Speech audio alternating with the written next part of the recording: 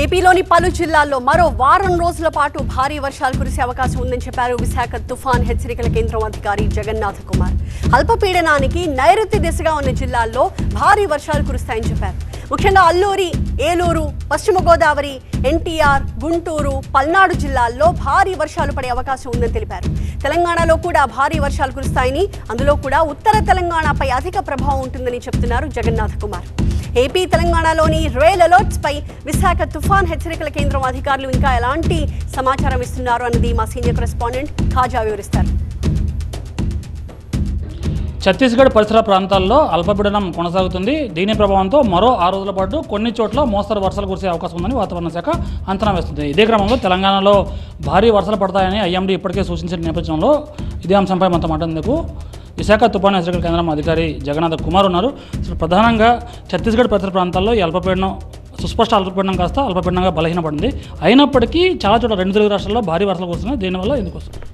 ఒకటి, నిన్నటి వరకు ఉన్న అల్పపీడనం సుస్పష్ట అల్పపీడనంగా పరిణామం చెందిన తర్వాత ఒరిస్సా మీదుగా పయనించి ఈరోజు ఉదయానికి దక్షిణ ఒడిశా, ఛత్తీస్గఢ్ పరిసర ప్రాంతాల్లో అల్పపీడనంగా పరిణమించిన తర్వాత ప్రస్తుతానికి మధ్య ఛత్తీస్గఢ్ పరిసర ప్రాంతాల్లో అల్పపీడనంగా కొనసాగుతుంది. దీనికి అనుబంధంగా 5.8 కిలోమీటర్ల ఎత్తు వరకు ఉపరితల ఆవర్తనం కొనసాగుతూ ఉండటం వలన, అది నైరుతి దిశకు వంగి ఉండడం వలన కూడా ఈ పశ్చిమ ప్రాంతాల్లో అత్యధికంగా వర్షపాతం పడే అవకాశం ఉంది. రాబోయే 24 గంటల్లో పలు ప్రాంతాల్లో తేలికపాటి నుంచి మోస్తరు వర్షపాతాలు. భారీ వర్షపాతం రాష్ట్రంలో రాగల 24 గంటలు ఏ ప్రాంతాల్లో ఉంటాయి? రాష్ట్రంలో ముఖ్యంగా ఉత్తర కోస్తా జిల్లాలైన అల్లూరి సీతారామరాజు, ఏలూరు, పశ్చిమ గోదావరిలతో పాటుగా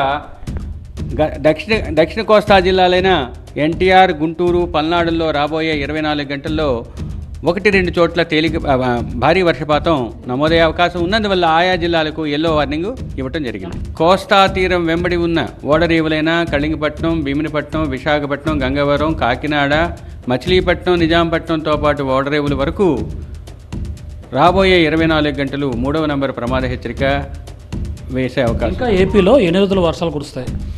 వర్షాలైతే వారం రోజులు కురిసే అవకాశం ఉంది. కానీ మొదటి రోజైన ఈరోజు పలు ప్రాంతాలలో క్షేత్రీయ విస్తృతి ఉండే అవకాశం ఉంది. తదుపరి 6 రోజులు క్షేత్రీయ విస్తృతి పరంగా తక్కువగా ఉండే అవకాశం ఉంది. 7వ రోజు మళ్ళీ కొన్ని ప్రాంతాల్లో ఉత్తర కోస్తా జిల్లాలపై భారీ వర్షపాతం నమోదయ్యే అవకాశం. ప్రధానంగా తెలంగాణలో అత్యధిక వర్షపాతం కురుస్తుంది, భారీ వర్షాలు కురుస్తున్నాయి. అక్కడ దేనివల్ల అంటారు?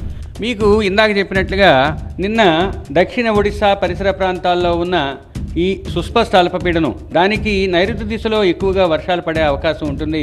ఆ ప్రాంతాలు తెలంగాణకు కవర్ అయ్యాయి. అలాగే ఇప్పుడు ఛత్తీస్గఢ్ ఈ ప్రాంతానికి కూడా నైరుతి దిశగా ఉండడంవల్ల ఆ ప్రాంతాల్లో అత్యధిక వర్షపాతాలు నమోదయ్యే అవకాశం ఉంది. ఈ సిస్టమ్ ఏదైతే ఉందో దానికి నైరుతి దిశగా ఈ తెలంగాణ ప్రాంతం ఉంది.